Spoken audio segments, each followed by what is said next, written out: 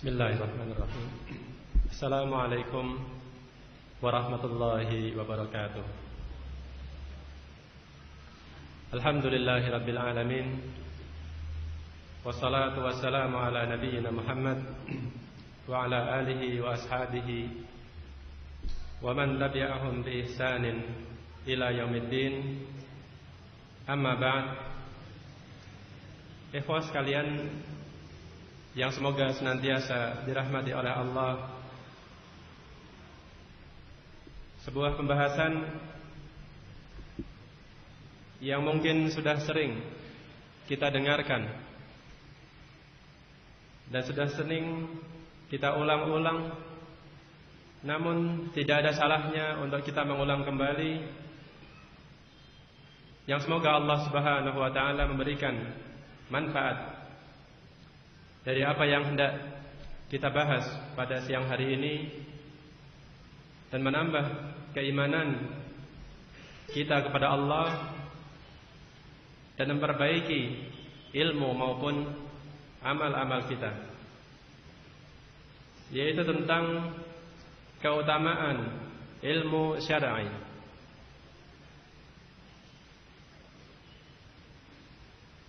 Allah Subhanahu wa ta'ala berfirman di dalam Al-Quran, "Wa ma min dabbatin fil ardi illa 'ala Allahi rizquha."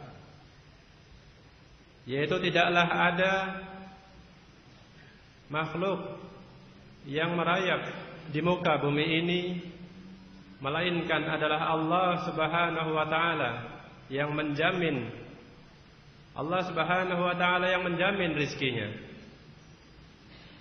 Maka berkata At-Tabari di dalam tafsirnya, yakni illa wa minallahi rizquha alladhi yasilu ilaiha huwa bihi mutawakkil wa dzalika quwwatuha wa ghidha'uha wa ma bihi 'aishuha. Imam At-Tabari mengatakan, yaitu bahwasannya tidaklah ada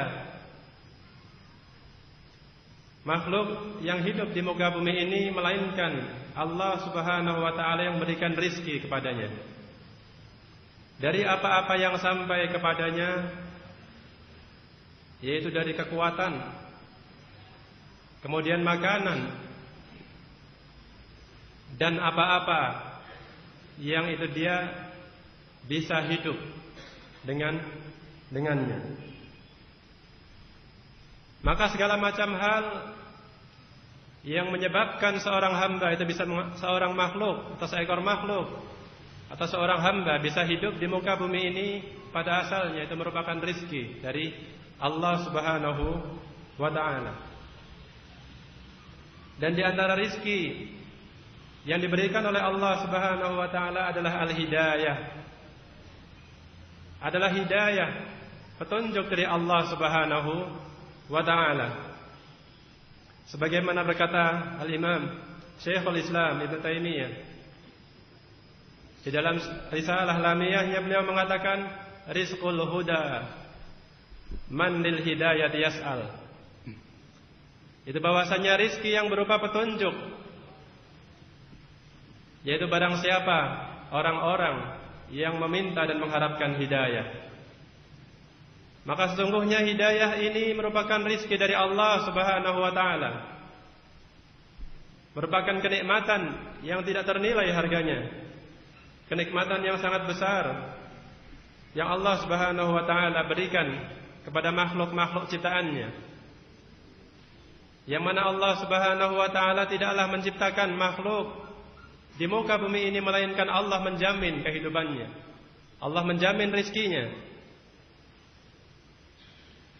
Di mana Allah Subhanahu wa ta'ala berfirman, wala yadhlimu rabbuka ahada. Di mana Allah Subhanahu wa ta'ala berfirman bahwa tidaklah Allah Subhanahu wa ta'ala itu berbuat zalim kepada seorang pun, kepada sesuatu pun.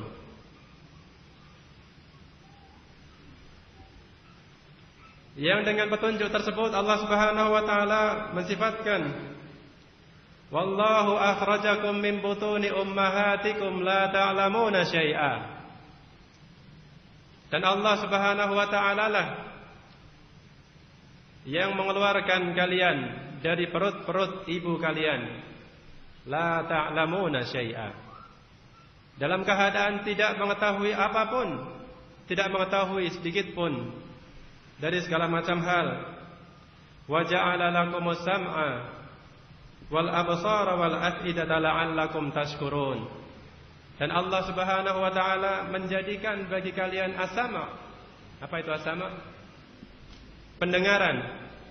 Wal absar, dan penglihatan. Wal af'idah, dan hati. La'allakum tashkurun, yaitu supaya engkau bersyukur kepada Allah Subhanahu wa taala. Maka Allah Subhanahu wa ta'ala dengan nikmatnya, dengan rahmatnya, dengan kasih sayangnya, menciptakan seluruh apa yang Ia ciptakan dan melengkapi apa yang Ia butuhkan. Tidaklah Allah Subhanahu wa ta'ala lalai dari sedikit pun yang Ia ciptakan, melainkan Allah Subhanahu wa ta'ala memberikan segala macam hal yang Ia butuhkan di dalam menjalani kehidupan ini. Maka berkata Imam Ibnul Qayyim rahimahullah, bahwasannya hidayah itu ada 4 macam. Hidayah itu ada 4 macam. Yang pertama adalah al-hidayah al-'ammah, yaitu hidayah yang umum, al-mustarakah bainal khalq, yaitu yang semua makhluk ciptaan Allah Subhanahu wa taala itu mendapatkannya. Ini adalah hidayah yang dimaksud di dalam ayat yang tadi kita bacakan. Wa ma min dabatin illa 'alallahi rizquha. Maka hidayah yang pertama ini merupakan hidayah yang umum, yang Allah berikan kepada semua makhluknya. Yang hewan, yang tumbuhan, yang besar, yang kecil, yang di darat, yang di laut, yang manusia, yang fajir, yang mukmin, yang kafir, yang bar, maka semuanya mendapatkan hidayah, petunjuk dari Allah Subhanahu wa ta'ala. Dalam hal apa? Yaitu di dalam hal jalb al-manafi'. Jadi di dalam hal mendapatkan manfaat, dan di dalam daf' al-madar, yaitu di dalam menjauhkan mudarat dari dirinya. Maka kita dapati segala macam makhluk yang kita lihat di muka bumi ini, bagaimana dia mencari makan, bagaimana dia berlindung dari musuh-musuhnya, bagaimana dia mencari tempat tinggal, bagaimana dia memberikan keturunan, dan segala macamnya. Maka tidaklah yang demikian ini menambah keyakinan bahwasanya Allah Subhanahu wa ta'ala lah yang memberikan petunjuk kepada mereka, sebagai rizki kepada mereka, hidayah yang mereka butuhkan untuk menjalani kehidupan ini. Maka demikian pula orang-orang manusia seluruhnya, yang beriman ataupun yang tidak beriman, yang baik ataupun yang jahat, maka pada asalnya mereka pun karena keadilan Allah Subhanahu wa ta'ala dan rahmatnya, karena keadilannya mendapatkan petunjuk dari Allah Subhanahu wa ta'ala, mendapatkan petunjuk untuk mendapatkan manfaat. Namun tentu saja perbuatan mereka di dalam mendapatkan manfaat itu orang-orang yang tidak beriman, orang-orang yang tidak mengambil ilmu, itu berbeda dengan orang-orang yang beriman. Maka manfaat yang mereka cari ataupun mudarat yang mereka jauhkan itu bisa jadi bertentangan dengan apa yang telah Allah Subhanahu wa ta'ala tetapkan, yaitu yang ada di dalam jenis hidayah yang kedua. Al-Imam Ibnul Qayyim berkata, hidayah yang kedua adalah hidayatul bayan wad dalalah wat ta'rif, yaitu hidayah yang berupa penjelasan, wad dalalah, dan dalil-dalil, wa ta'rif, dan pengetahuan-pengetahuan. yang tidak lain dan tidak bukan petunjuk ini adalah petunjuk yang dibawa oleh ar-rusul, yaitu Rasul Allah Subhanahu wa taala, untuk disampaikan kepada manusia sebagai penjelasan, sebagai bimbingan dari Allah Subhanahu wa taala kepada umatnya. Yang mana kita sebagai umat Islam, Rasul kita adalah Nabi Muhammad sallallahu alaihi wasallam. Maka Nabi Muhammad sallallahu alaihi wasallam merupakan rasul, utusan yang diutus oleh Allah Subhanahu wa taala membawa petunjuk yang berupa Al-Qur'an. Al-Qur'an sebagai kalamullah, sebagai firman Allah Subhanahu wa taala, dan as-sunnah, hadis-hadis berupa perkataan beliau, persetujuan beliau atau perbuatan beliau untuk menjelaskan, untuk menafsirkan, dan yang lain-lainnya sebagai petunjuk kepada manusia. Maka hidayah inilah yang kedua ini. Jika seseorang yang mendapatkan jenis hidayah yang pertama dan telah datang kepada mereka hidayah yang kedua ini melalui Rasul alaihi wassalatu wassalam, melalui para utusan-utusan Allah Subhanahu wa taala, tetapi kebanyakan di antara mereka ingkar. Kebanyakan di antara mereka ingkar dan meninggalkan, tidak mengambil hidayah yang dibawa oleh para nabi dan para rasul tersebut. Karena sesungguhnya ada jenis hidayah yang ketiga. Jenis hidayah yang ketiga yaitu hidayah at-taufiq wal ilham. Hidayah at-taufiq wal ilham yang diberikan oleh Allah Subhanahu wa taala hanya kepada hamba-hambanya yang dikehendaki. Sebagaimana Allah Subhanahu wa taala berfirman kepada Nabi sallallahu alaihi wasallam, "Innaka la tahdi man ahbab."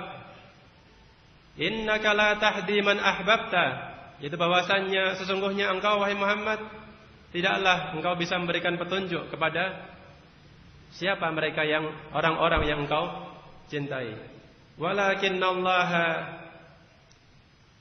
yahdi man yasha. Akan tetapi Allah Subhanahu wa taala lah yang memberikan petunjuk kepada siapa-siapa yang Ia kehendaki. Di dalam ayat yang lain Allah Subhanahu wa taala berfirman, "Faman yuridillahu an yahdiyahu." Yaitu maka barang siapa orang-orang yang Allah Subhanahu wa taala kehendaki untuk Ia berikan petunjuk, yashrah sadrahu lil Islam, maka Allah Subhanahu wa taala akan memudahkan, melapangkan, memberikan hidayah kepadanya untuk mendapatkan atau untuk menuju agama Islam. Maka bersyukurlah wahai ikhwah sekalian, bahwasannya di antara ketiga jenis hidayah tersebut Allah Subhanahu wa taala telah berikan kepada kita. Jadi Allah Subhanahu wa taala telah berikan kepada kita hidayah yang pertama yang umum, yang mana dengan itu kita bisa membedakan mana yang baik dan mana yang buruk. Adapun dengan jenis yang kedua, Allah Subhanahu wa taala berikan hidayah kepada kita untuk membedakan mana yang benar dan mana yang salah, mana yang baik dan mana yang buruk menurut Allah Subhanahu wa taala dan Rasul-Nya. Dan demikian pula hidayah yang ketiga, bahwa kita telah memeluk agama ini, agama yang diridhai oleh Allah Subhanahu wa taala, bahwa kita telah diberikan taufik oleh Allah Subhanahu wa taala untuk memeluk agama ini. Itu merupakan hidayah yang sangat besar. Namun masih ada satu jenis hidayah lagi yang harus terus-menerus kita harapkan semoga Allah Subhanahu wa taala memberikannya kepada kita. Karena kita tidak tahu apakah nanti kita akan mendapatkannya ataukah tidak. Yang dikatakan oleh Imam Ibnu Al-Qayyim, itu adalah segala puncak dari segala macam hidayah, yaitu hidayah ilal jannah. Hidayah ilal jannah am ilan nar wal a'yadu billah. Karena sesungguhnya kita tidak mengetahui apakah akhir kehidupan kita nanti adalah di jannah ataupun di neraka. Wal a'yadu billah. Karena itu kita bersyukur kepada Allah Subhanahu wa taala atas 3 macam hidayah yang telah Allah berikan kepada kita. Namun hendaknya kita senantiasa berharap kepada Allah Subhanahu wa taala supaya kita mendapatkan hidayah yang keempat, yaitu kita dimasukkan ke dalam surganya Allah Subhanahu wa taala dan dijauhkan dari neraka. Dan ketahuilah wahai saudaraku sekalian, semoga Allah Subhanahu wa taala merahmati, bahwa sungguhnya ilmu ini ilmu yang bersumber dari Al-Quran dan Sunnah. Itu adalah termasuk di dalam hidayah yang telah kita sampaikan tadi. Termasuk di dalam hidayah yang kedua, yaitu hidayah Al-Bayan wad Dalalah, penjelasan-penjelasan yang mana telah dikatakan oleh Nabi sallallahu alaihi wasallam, jika kita berpegang teguh kepadanya, maka kita tidak akan sesat selamanya. Yaitu ketika kita berpegang teguh kepada Al-Quran dan Sunnah, kepada apa-apa yang telah diturunkan oleh Allah Subhanahu wa taala, dan kepada apa-apa yang dibawa oleh Nabi sallallahu alaihi wasallam, berpegang teguh kepada keduanya, maka kita tidak akan sesat selamanya.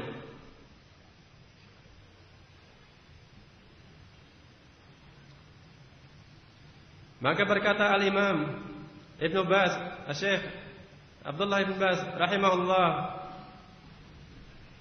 wal makhraj minal jahl min ahammil makharij al matlubah kama annal ilma min afdalir rizq. Bahwasannya jalan keluar dari kebodohan itu merupakan jalan keluar yang paling utama yang diharapkan. Jalan yang paling utama yang diharapkan, sebagaimana sesungguhnya ilmu itu merupakan keutamaan atau rizki yang paling utama.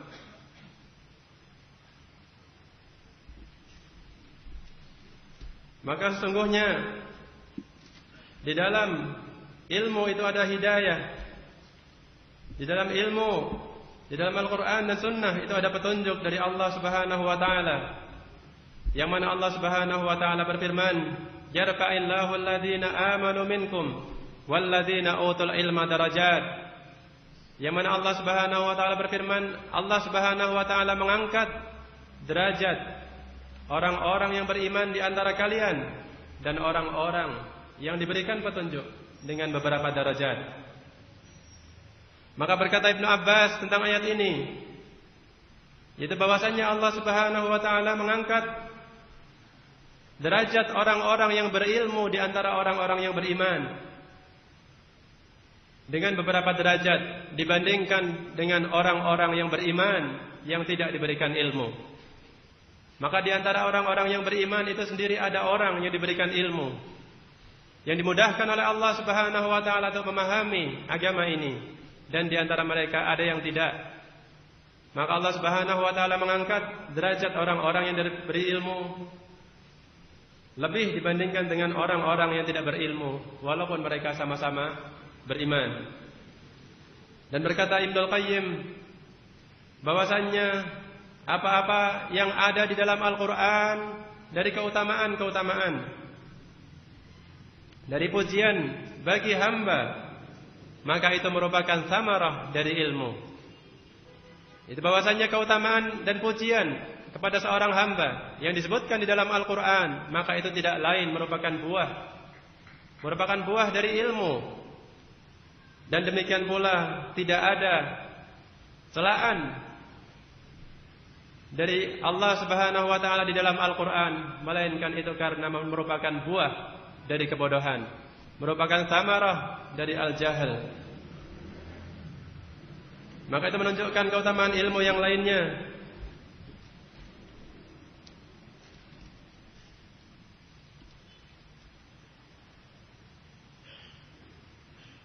Yang mana Allah Subhanahu wa ta'ala menyebutkan di dalam sebuah ayat, wa ma khalaqtul jinna wal insa illa liya'budun, yaitu tidaklah aku ciptakan jin dan manusia melainkan untuk beribadah kepadaku. Apakah hubungannya ilmu dengan ibadah? Adakah hubungannya? Maka berkata Al-Imam Ibnu Qayyim bahwasannya al-ilmu imamul ibadah. Bahwasannya ilmu itu merupakan pemimpin. Al-ilmu imamul amal wa qaidun lahu. Wa qaidun lahu, bahwasannya ilmu itu merupakan pemimpin bagi amal-amal dan yang mengemudikan amal tersebut. Maka barang siapa yang dia beramal tanpa dilandasi ilmu, itu sesungguhnya merupakan darar, sesungguhnya akan membawa kerugian bagi dirinya sendiri. Maka al-ibadah yang merupakan tujuan diciptakannya seorang hamba, yang merupakan tujuan diciptakannya seluruh jin dan manusia, yang tidaklah Allah Subhanahu wa taala ciptakan jin dan manusia itu seluruhnya melainkan untuk mentauhidkan Allah Subhanahu wa taala di dalam ibadah. Maka ibadah itu tidak akan menjadi sahih. Ibadah tersebut tidak akan menjadi benar dan tidak akan sempurna melainkan dengan ilmu. Karena dengan ilmu tersebut hamba, yaitu manusia, dia mengetahui siapa yang diibadahinya. Yaitu dengan ilmu tersebut dia mendapatkan ma'rifatul ma'bud, mendapatkan ma'rifah, pengetahuan tentang siapa yang ia ibadahi. Yaitu dengan ilmu tersebut seorang hamba akan memahami Allah Subhanahu wa taala sebagai penciptanya. Allah Subhanahu wa taala yang telah memberikan rizki kepada dia. Allah Subhanahu wa taala yang telah memeliharanya. Allah Subhanahu wa taala yang telah memberikan segala macam yang ia butuhkan. Dan Allah Subhanahu wa taala adalah zat, satu-satunya zat yang berhak untuk diibadahi. Karena sesungguhnya tauhid ar-rububiyah yastalzim tauhid al-uluhiyah. Itu bahwasannya keyakinan bahwasannya tidak ada Rabb, tidak ada Tuhan yang menciptakan, yang memberikan rizki, yang memelihara dan mengatur alam semesta ini, itu melazimkan keyakinan bahwasannya tidak ada ilah, tidak ada sesembahan yang berhak untuk diibadahi melainkan Dia. Maka berkata Syekh Abdul Rahman bin Nasir As-Sa'di tentang ayat ini, bahwasannya ayat ini mencakup ma'rifatullah ta'ala, mencakup pengetahuan tentang Allah Subhanahu wa ta'ala. Karena sesungguhnya tamamul ibadah mutawaqqifun 'alal ma'rifati billah. Itu bahwasannya kesempurnaan ibadah itu tergantung dari pengetahuan seorang hamba tentang siapa yang ia ibadahi. Pengetahuan tentang apa-apa yang dikehendaki oleh Allah Subhanahu wa ta'ala. Maka setiap kali pengetahuan seorang hamba itu bertambah tentang Rabbnya, maka ketika itulah ibadahnya kepada Allah Subhanahu wa ta'ala itu akan menjadi lebih sempurna.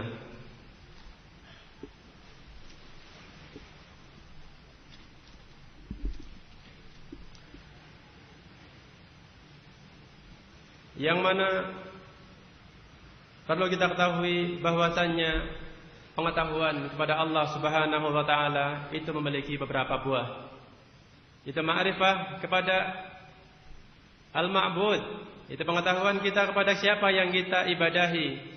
Itu ada beberapa buah. Yaitu yang pertama at-tawakkul, yaitu sikap tawakal, yang itu merupakan samarah, merupakan buah dari ilmu kita tentang kudrahnya Allah Subhanahu wa ta'ala, takdir-takdir dan ketetapan-ketetapan Allah Subhanahu wa ta'ala, yang mana Allah Subhanahu wa ta'ala berfirman, wa man yatawakkal 'ala Allah fahuwa hasbuh. Karena sesungguhnya Allah Subhanahu wa ta'ala lah yang menetapkan segala sesuatu.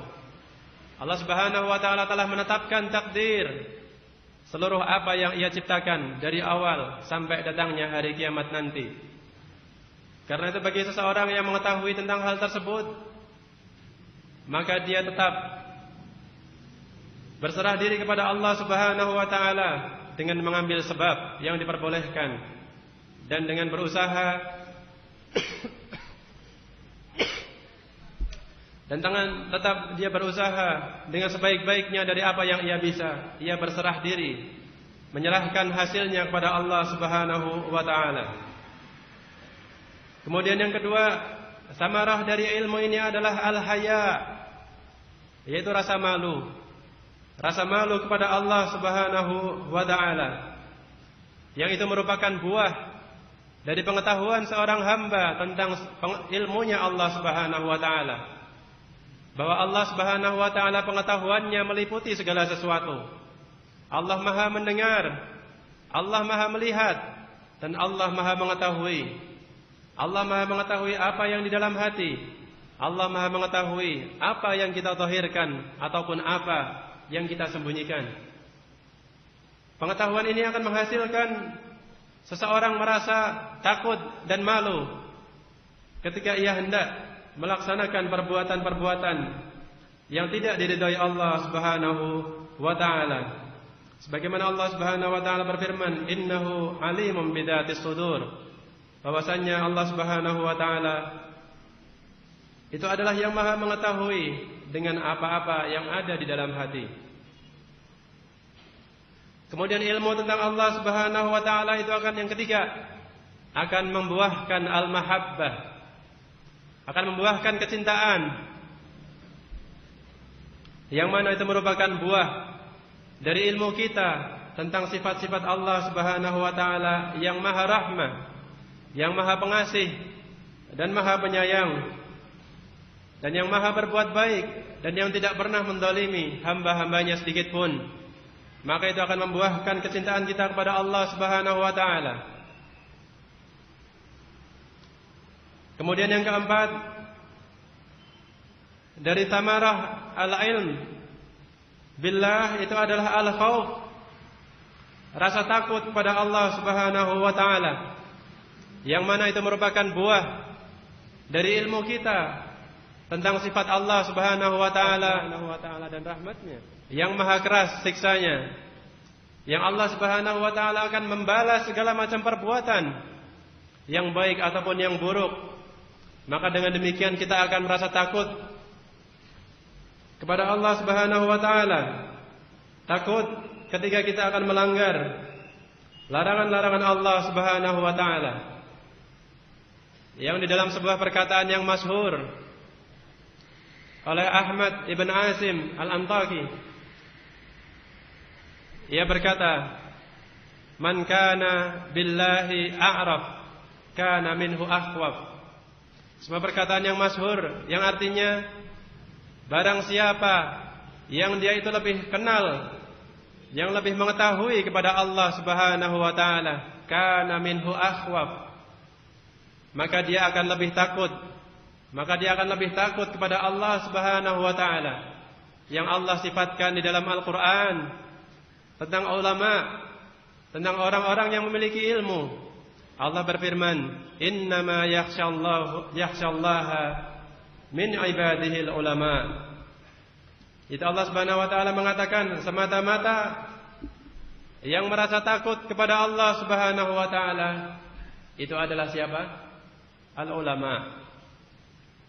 Al-ulama yaitu orang-orang yang memiliki ilmu, yang memiliki ilmu tentang Allah Subhanahu wa taala, memiliki ilmu tentang nama-nama dan sifat-sifatnya, yang mengetahui ilmu tentang apa-apa yang Allah sukai, apa-apa yang Allah ridhai, dan apa-apa yang tidak Allah sukai. Maka berkata Abu Hanifah rahimahullah, al-fiqhul akbar, yaitu al-fiqh, pemahaman yang paling besar. Yang dimaksud di sini adalah apa? Al-fiqh tentang Allah Subhanahu wa taala. Yaitu tauhid, keyakinan, pemahaman tentang Allah Subhanahu wa taala, huwa ahammul ilm. Itu adalah ilmu yang paling penting, yang dengannya seorang hamba mengetahui apa-apa yang Allah kehendaki dan apa-apa yang tidak Allah cintai. Maka pengetahuan yang demikian ini tidaklah mungkin bisa kita ketahui melainkan dengan apa? Dengan ilmu syar'i, dengan apa-apa yang telah Allah jelaskan melalui Rasulnya sallallahu alaihi wasallam. Kemudian kandungan yang kedua dari ayat tersebut adalah ma'rifatul ibadah. Itu bahwasanya seseorang itu perlu dan wajib untuk mengetahui tentang ibadah yang dengannya Allah Subhanahu wa taala menciptakan manusia, yang itu merupakan tujuan penciptaan manusia, yaitu mengetahui apa-apa yang termasuk ibadah, mengetahui apa-apa yang bukan termasuk ibadah, mengetahui apa syarat-syaratnya, mengetahui apa rukun-rukunnya, mengetahui apa yang melengkapi pelengkap dari ibadah tersebut, dan mengetahui apa-apa yang membatalkan atau merusak ibadah. Dan kedua hal tersebut yaitu ma'rifatul ibadah, ma'rifatullah dan ma'rifatul ibadah. Itu pengetahuan tentang Allah Subhanahu wa taala dan pengetahuan tentang ibadah itu tidaklah mungkin untuk bisa kita ketahui melainkan melalui petunjuknya siapa? Petunjuknya Nabi sallallahu alaihi wasallam. Tidak mungkin kita bisa mengetahui tentang Allah Subhanahu wa taala dan tidak mungkin kita mengetahui tentang ibadah yang Allah Subhanahu wa taala ciptakan manusia untuk tujuan tersebut melainkan melalui petunjuk yang dibawa oleh Rasulullah sallallahu alaihi wa ala alihi wasallam. Karena sesungguhnya tidaklah ada petunjuk yang diturunkan oleh Allah Subhanahu wa taala kepada manusia melainkan melalui Rasulnya, melainkan melalui utusan-utusannya, yang utusan tersebut menjelaskan kepada manusia petunjuk yang diinginkan, yang diberikan oleh Allah Subhanahu wa taala. Maka barang siapa yang mencari petunjuk dari yang selain petunjuk yang dibawa oleh Nabi sallallahu alaihi wasallam, maka dia tidak mendapatkan kecuali kesesatan.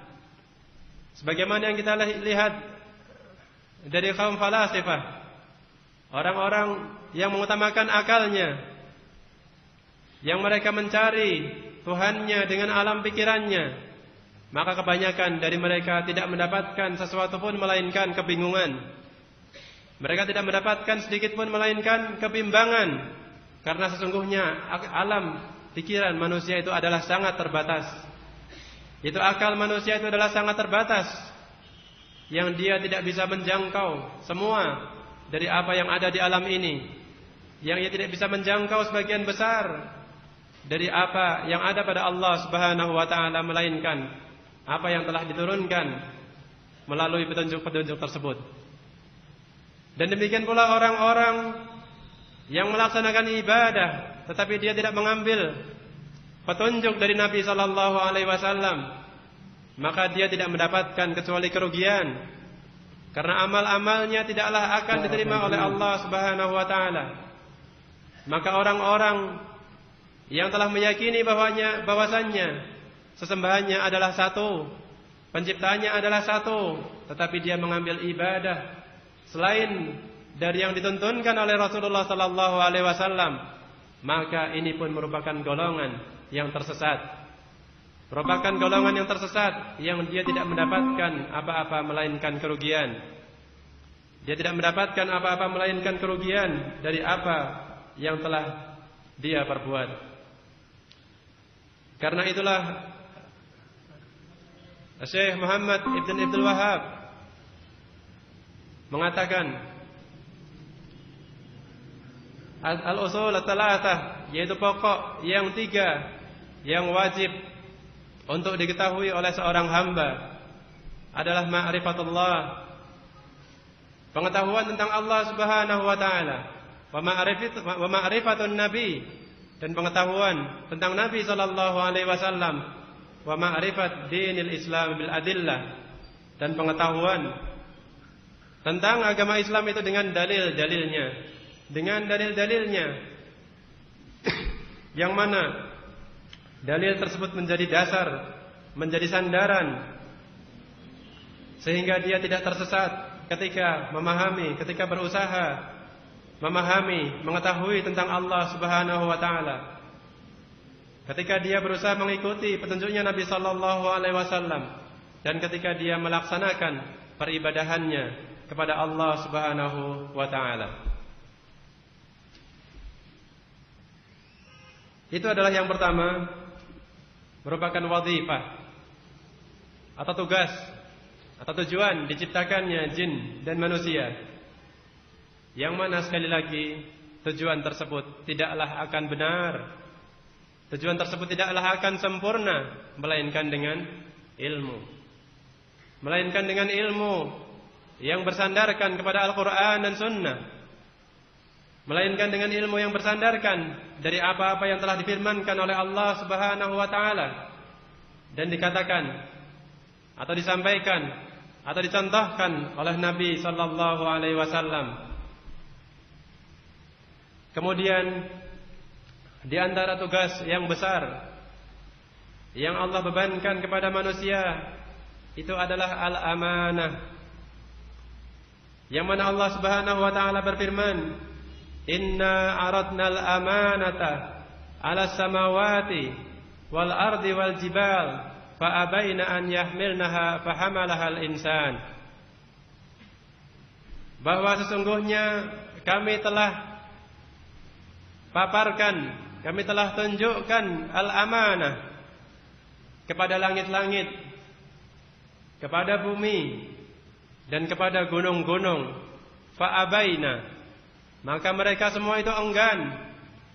Makhluk-makhluk Allah yang besar itu enggan untuk memikul amanah tersebut. Fahamalahal insan, akan tetapi manusia mengembannya. Innahu kana zaluman jahula. Sesungguhnya manusia itu adalah hamba yang sangat zalimnya dan sangat bodohnya karena ketidaktahuannya. Maka amanah itu dikatakan oleh para ulama, yang dimaksud di sini adalah at-takalif, yaitu pembebanan syariah. At-takalif, pembebanan syariah, yaitu imtithal awamirihi wa istinabi nawahihi, yaitu mengikuti perintah-perintah Allah Subhanahu wa taala, mentaati perintah-perintah Allah Subhanahu wa taala, dan menjauhi larangan-larangannya. Maka amanah ini merupakan tugas yang besar yang telah diemban oleh manusia, yang dengan segala macam kenikmatan yang telah Allah berikan kepadanya berupa akal, berupa hidayah, yang akan dimintai pertanggungjawaban oleh Allah Subhanahu wa taala. Bagaimanakah kita menunaikan amanah tersebut? Bagaimanakah kita menunaikan kewajiban-kewajiban kita di dalam mentaati perintah-perintah Allah Subhanahu wa taala dan menjauhi larangan-larangannya? Maka tidaklah mungkin bagi kita untuk bisa menunaikan amanah yang telah diembankan oleh Allah Subhanahu wa taala tersebut melainkan dengan apa? Dengan ilmu. Dengan ilmu yang bersumberkan kepada Al-Quran dan Sunnah. Karena dari ilmu itulah kita mengetahui apa-apa yang Allah Subhanahu wa taala bebankan kepada kita. Karena melalui ilmu itulah Allah Subhanahu wa taala kita mengetahui apa yang telah Allah bebankan, Allah perintahkan, Allah wajibkan kepada kita, yang kita nanti akan dimintai pertanggungjawaban apakah kita melaksanakan kewajiban-kewajiban tersebut ataukah tidak. Dan demikian pula dengan ilmu tersebut kita mengetahui apa yang telah Allah Subhanahu wa taala larang, apa-apa yang Allah Subhanahu wa taala larang, apa-apa yang Allah murkai, dan apa-apa yang tidak Allah sukai.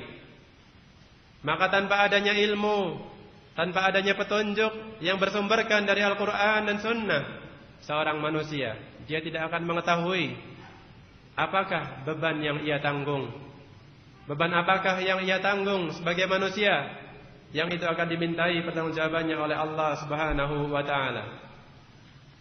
Maka al-amanah itu mencakup dua hal. Beban yang dibebankan kepada manusia itu mencakup dua hal, yaitu yang pertama yang berkaitan huququllah, yang berkaitan dengan hak-haknya Allah Subhanahu wa taala.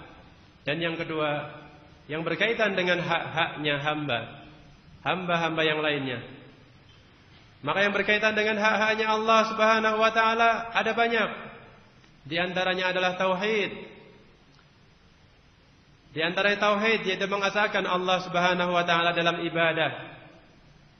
Yang mana Allah Subhanahu wa taala telah memberikan penciptaan, memberikan rizki, memberikan petunjuk, memberikan kenikmatan yang akan dimintai pertanggungjawaban kepada siapakah kita beribadah setelah Allah Subhanahu wa taala memberikan semua itu kepada kita. Apakah manusia akan beribadah kepada yang selainnya wal a'yadu billah, ataukah dia beribadah hanya kepada Allah saja? Maka itu adalah amanah yang paling besar, yang mana itu telah dijelaskan di dalam poin yang pertama tadi, di dalam firman Allah Subhanahu wa taala, "Wa ma khalaqtul jinna wal insa illa liya'budun." Maka demikian pula termasuk amanah yang berkaitan dengan hak-haknya Allah Subhanahu wa taala adalah ittiba'ur rasul.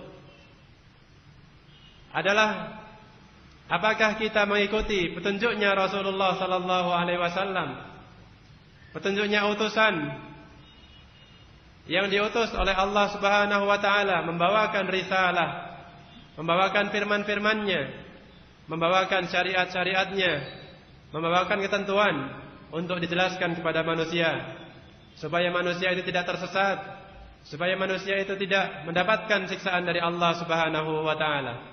Maka apakah setelah dia diberikan kenikmatan yang berupa petunjuk, yang berupa datangnya Nabi sallallahu alaihi wasallam sebagai utusan dari Allah Subhanahu wa taala tersebut, apakah dia ingkar?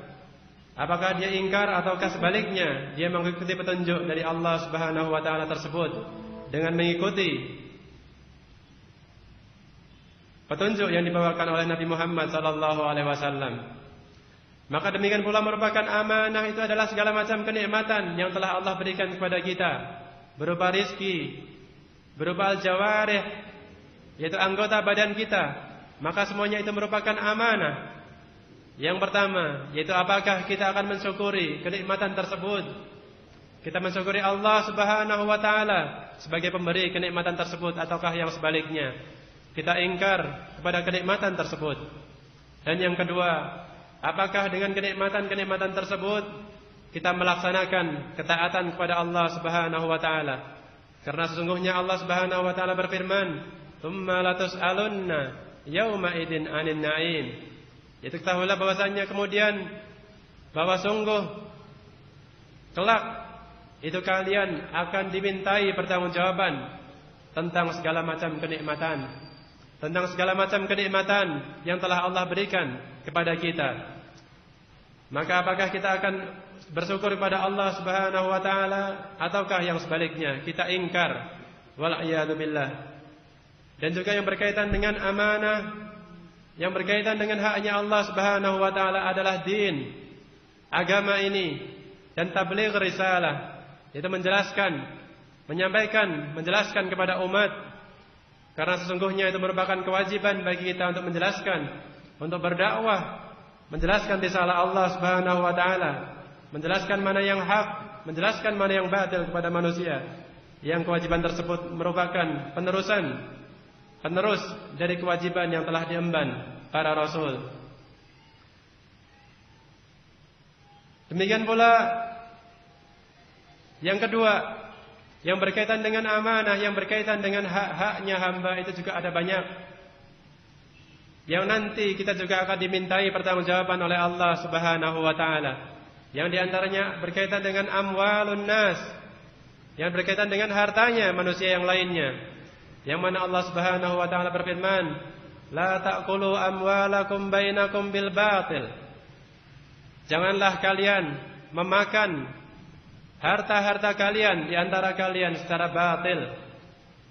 maka kita juga wajib untuk mengetahui bagaimanakah bentuk makan atau bagaimanakah bentuk perbuatan memakan harta saudara kita secara batil.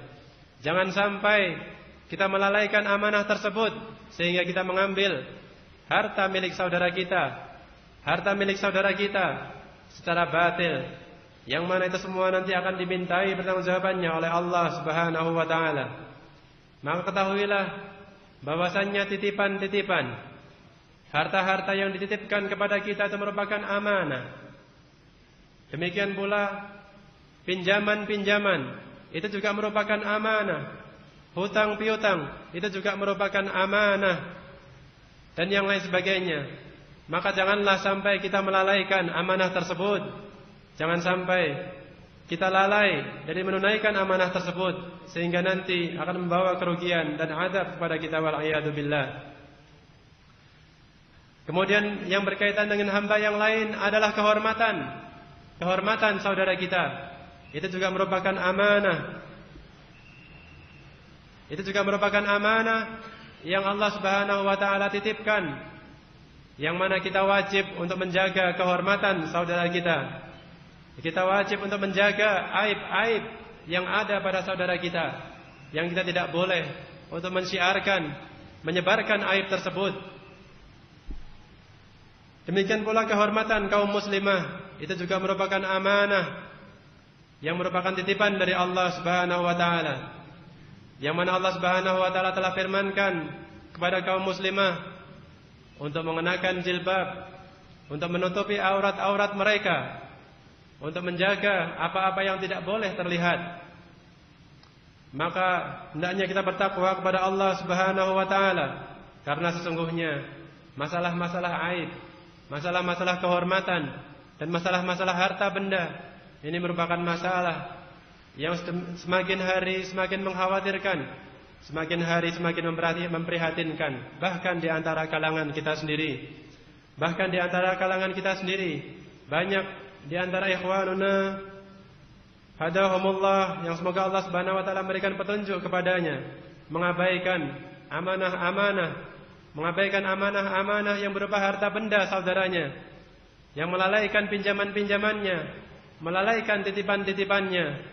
Demikian pula dia lalai kepada kehormatan dari saudaranya, yang ia sebarkan aib-aib saudaranya, yang ia mencela saudaranya di muka saudaranya yang lain, dan yang lain sebagainya. Demikian pula di antara kaum muslimah, maka hendaknya bertakwa kepada Allah Subhanahu wa taala, bahwa pertemuan di antara kaum muslimah, yang mana kaum muslimah ketika keluar dari rumahnya mereka menutup auratnya, maka jangan sampai aurat yang mereka keluar itu ditutupi. Tetapi ketika mereka bertemu dengan saudara mereka sendiri dari kaum muslimah, yang mana mereka melihat apa yang dimiliki oleh saudaranya yang lain dari kaum muslimah, itu keluar, informasinya sampai kepada yang tidak pantas untuk mendapatkannya. Ketahuilah bahwasannya kehormatan kaum muslimah itu merupakan kehormatan yang harus dijaga. Maka hendaknya kita menasihatkan kepada istri-istri kita, kepada anak-anak perempuan kita, kepada saudara-saudara perempuan kita, dan kepada kaum muslimah pada umumnya. Hendaknya mereka bertakwa kepada Allah Subhanahu wa taala, bahwasannya apa yang mereka lihat dari auratnya kaum muslimah yang lainnya itu merupakan amanah yang tidak boleh untuk diberitahukan kepada orang yang lainnya. Kehormatan yang harus dijaga dan tidak boleh dijatuhkan kepada yang lainnya, tidak boleh disebarluaskan, dan harus dijaga dengan sebaik-baiknya, karena itu akan dimintai pertanggungjawaban oleh Allah Subhanahu wa taala. Maka demikian pula anak-anak, keluarga, dan yang lainnya merupakan amanah titipan dari Allah Subhanahu wa taala yang akan dimintai pertanggungjawaban. Yang Nabi sallallahu alaihi wasallam bersabda, kullukum ra'in wa kullukum mas'ulun an ra'iyatihi. Itu bahwasanya setiap kalian adalah ra'in, pemimpin, orang yang diberikan amanah, wa kullukum mas'ulun an ra'iyatihi, dan setiap kalian adalah akan dimintai pertanggungjawaban atas kepemimpinannya, atas amanah-amanah yang diembankan kepadanya. Maka hendaknya kita bertakwa kepada Allah Subhanahu wa taala dan mempelajari ketentuan-ketentuan Allah Subhanahu wa taala, mengetahui apa-apa yang Allah Subhanahu wa taala tetapkan melalui Al-Qur'an dan melalui As-Sunnah, sehingga kita tidak termasuk ke dalam orang-orang yang bodoh yang nanti akan dimintai pertanggungjawaban karena kebodohan kita, karena pelanggaran kita kepada apa-apa yang telah Allah tetapkan. Itu yang kedua, yaitu berkaitan dengan amanah, yang mana kita tidak akan bisa menunaikan amanah tersebut melainkan dengan apa? At-ta'allum. Dengan at-ta'allum, dengan mempelajari apa-apa yang telah Allah Subhanahu wa taala perintahkan dan Allah Subhanahu wa taala larang, yaitu melalui Al-Qur'an dan Sunnah, melalui petunjuk yang dibawa oleh Nabi sallallahu alaihi wasallam. Kemudian yang ketiga, bahwasanya di antara keutamaan ilmu itu adalah untuk menghilangkan kebodohan, raf'al jahil, untuk mengangkat kebodohan dari kita, wa difa'an nafs an, dan untuk mempertahankan diri kita dari kebodohan. Karena sesungguhnya al-jahal atau kebodohan itu merupakan madkhal min madakhil syaitan. Karena sesungguhnya kebodohan itu merupakan pintu masuk dari pintu-pintu masuk syaitan. Yang mana berkata Ibnul Jauzi rahimahullah, "I'lam anna awwala talbisi iblis 'alan nas sadduhum 'anil ilm." Bahwasannya sesungguhnya yang pertama kali tipu daya dari iblis kepada manusia itu adalah sadduhum 'anil ilm. Itu perbuatannya iblis menutupi manusia tersebut dari ilmu. Karena sesungguhnya li'annal ilma nurun, karena sesungguhnya ilmu itu adalah cahaya. Fa idza atfa'a masabihahum wa khabbatahum fi dhulm, yaitu ketika syaitan itu telah mematikan masabihnya, penerangan-penerangannya, yaitu sumber-sumber cahaya dari ilmu tersebut, khabbatahum fi dhulm, maka niscaya syaitan itu akan mencengkeram mereka. Maka syaitan akan mencengkeram mereka kaifa sya', sebagaimana ia kehendaki. Maka sesungguhnya al-jahal, kebodohan, itu merupakan penyakit yang paling berat, da'un azim, penyakit yang sangat besar, yang mana syaitan ketika seorang hamba dia telah tertutupi dari ilmu, maka dia terjatuh di dalam kebodohan. Dia terjatuh di dalam kebodohan yang ketika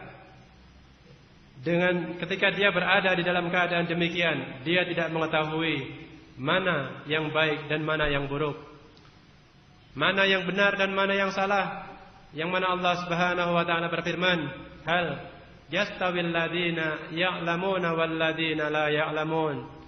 Yaitu apakah sama keadaannya antara orang-orang yang mengetahui dengan orang-orang yang tidak mengetahui. Demikian pula al-jahal itu merupakan sifat dari kaumnya musuh-musuh para rasul, yaitu kaum-kaum yang ingkar kepada rasul. Itu merupakan karakter dari mereka, itu adalah al-jahal, sebagaimana kaumnya Nabi Musa, kaumnya Lut, dan kaumnya Hud, Nabi Hud alaihi wassalatu wassalam. Maka di dalam Al-Quran Allah mensifati mereka dengan sifat jahil, sebagaimana firman Allah, "Bal antum qaumun tajhalun," atau "Walakinnakum qaumun tajhalun," dan yang lain sebagainya. Itu mereka ingkar kepada nabi-nabi yang diutus oleh Allah Subhanahu wa taala, tidaklah lain karena apa? Karena al-jahal, karena sebab kebodohannya mereka. Karena sebab kebodohannya mereka itu sehingga mereka ingkar kepada utusan yang diutus oleh Allah Subhanahu wa taala. Kemudian yang perlu kita perhatikan juga adalah al-jahal bi'aduillah, kebodohan kita tentang tipu daya syaitan itu sendiri. Itu penting bagi seorang yang bertakwa kepada Allah Subhanahu wa taala. Penting kepada seorang hamba itu dia mengetahui tentang syaitan itu sendiri. Karena apa? Karena syaitan adalah adu Syaitan itu adalah musuhnya Allah Subhanahu wa taala dan musuhnya kita, musuhnya manusia.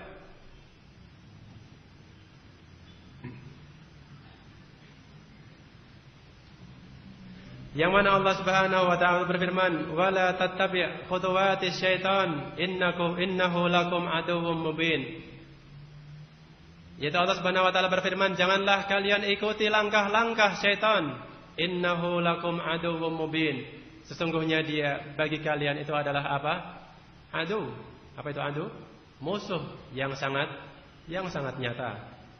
Maka bagaimanakah kita bisa mengetahui tentang syaitan, tentang tipu daya syaitan, tentang madakhil syaitan, kecuali kita harus mempelajari apa-apa yang telah Allah Subhanahu wa taala jelaskan dan apa-apa yang telah Rasulnya bawa dari penjelasan-penjelasan, sehingga kita bisa mengetahui bagaimanakah tipu daya syaitan tersebut. Yang mana syaitan itu tipu dayanya adalah sangat kuat. Tipu dayanya adalah sangat kuat dan sangat keji. Tipu daya yang telah mengeluarkan Nabi Adam dari jannah, yang mana Allah Subhanahu wa taala telah memperingatkan kepada Nabi Adam, "Wala taqraba hadhihi syajarata fatakuna minadh dhalimin." Maka janganlah kamu berdua mendekati asy-syajarah, mendekati pohon tersebut, fatakuna minadh dhalimin, maka niscaya engkau termasuk ke dalam orang-orang yang zalim. Fa'azallahuma syaitanu anha. Maka syaitan itu menggelincirkan mereka, membisikkan tipu daya yang dengan mengatakan, "Ala adullukum ala syajaratil khuld." Yang syaitan mengatakan kepada mereka, kepada Nabi Adam, bahwasannya pohon tersebut dinyatakan sebagai pohon keabadian, wal mulk alladzi la yabla, dan kerajaan yang tidak akan binasa. Syaitan dengan tipu dayanya berusaha memperdaya Nabi Adam, yang Allah Subhanahu wa taala telah peringatkan untuk tidak mendekati pohon tersebut, dan Allah Subhanahu wa taala telah memperingatkan bahwasanya syaitan itu merupakan musuhnya yang akan menggelincirkan kamu dan menggelincirkan Nabi Adam dan mengeluarkan Nabi Adam dari surga. Namun syaitan dengan tipu dayanya memperdaya, memberikan tipu daya Nabi Adam alaihi salam, sehingga Nabi Adam mendekati buah tersebut dan mengambil buahnya, sehingga terbukalah auratnya, dan kemudian Allah Subhanahu wa taala dengan rahmatnya menerima taubatnya, namun menurunkan Nabi Adam dari surga. Maka ketahuilah wa ikhwah sekalian, bahwasannya ilmu ini merupakan warisan di antara warisan para nabi yang paling penting, yang mana para nabi tidak mewariskan dinar dan dirham yang nanti akan disampaikan oleh pemateri berikutnya. Namun ilmu tersebut akan memberikan manfaat kepada kita. Ilmu tersebut akan memberikan petunjuk kepada kita, sehingga kita bisa mengetahui mana yang benar dan mana yang salah. Namun kita perlu mengetahui juga bahwasanya termasuk di dalam al-jahal itu sendiri adalah adamul amal bil ilm. Termasuk di dalam kebodohan itu sendiri adalah tidak beramalnya seseorang dengan amal, dengan ilmu yang ia ketahui. Yaitu seseorang yang tidak beramal dengan apa yang ia ilmui, itu justru akan membawa musibah baginya. Itu akan membawa musibah, akan membawa adab. Maka hendaknya kita ingat bahwasanya dalam sebuah hadis Rasulullah sallallahu alaihi wasallam bersabda, tidaklah akan bergeser kaki seorang hamba melainkan dia akan ditanya tentangnya, yang diantaranya adalah tentang ilmunya. Mada amila bihi, tentang ilmunya, apakah yang dia amalkan dengannya. Itu apakah dia telah beramal dengan ilmunya, apakah dia mengamalkan ilmunya yang akan menjadikan dia sebagai orang yang bertakwa kepada Allah Subhanahu wa taala, sebagai orang yang takut kepada Allah Subhanahu wa taala, ataukah sebaliknya, sebagaimana Allah Subhanahu wa taala berfirman, kabura maqtan 'indallahi an taqulu ma la taf'alun. Yaitu sangat besar kemurkaan dari Allah Subhanahu wa taala yaitu engkau mengatakan apa-apa yang tidak engkau perbuat, maka sesungguhnya ilmu tersebut itu bisa menjadi hujjah bagi kita, atau sebaliknya bisa menjadi hujjah alaina wal iyadu billah ketika kita mengamalkan dengan ilmu kita. Karena itu merupakan amanah dari Allah Subhanahu wa taala untuk mempelajari ilmu tersebut, maka itu akan memberikan kita pengetahuan, dan kita beramal dengan ilmu tersebut, maka kita akan mendapatkan keutamaan yang kedua, itu keutamaan orang-orang yang beramal dengan ilmu yang telah ia pelajari, orang-orang yang beramal dengan pengetahuan, dengan ilmu yang telah Allah berikan kepadanya. Semoga Allah Subhanahu wa taala memberikan manfaat dari apa yang kita sampaikan ini, dan semoga Allah Subhanahu wa taala mempermudah bagi kita jalan di dalam menuntut ilmu, dan Allah Subhanahu wa taala memberikan petunjuk kepada kita untuk memahami ilmu ini, untuk mempelajari ilmu ini, dan untuk mengamalkan ilmu tersebut, sehingga kita mendapatkan kenikmatan, mendapatkan balasan yang baik dari Allah Subhanahu wa taala. Apabila ada yang benar, itu datangnya dari Allah Subhanahu wa taala, dan apabila ada yang salah, maka itu dari saya. Subhanakallahumma bihamdik, asyhadu an la ilaha illa anta, astaghfiruka wa atubu ilaik. Assalamualaikum warahmatullahi wabarakatuh.